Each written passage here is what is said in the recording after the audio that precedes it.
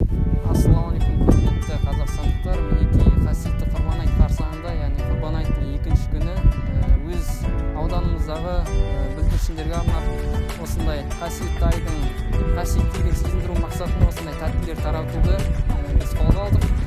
Барынша осы үрдісті, осы игі шараны жыл сайын дәстүр ретінде қалыптастыруды біз ниет етіп отырмыз.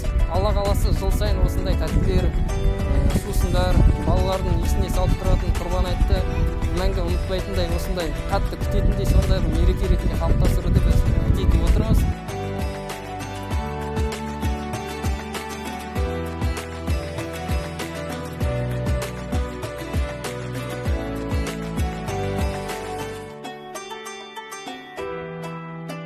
Құрбан айт құтты болсын, еліміз аман болсын, барлық бәлеге аман болайық.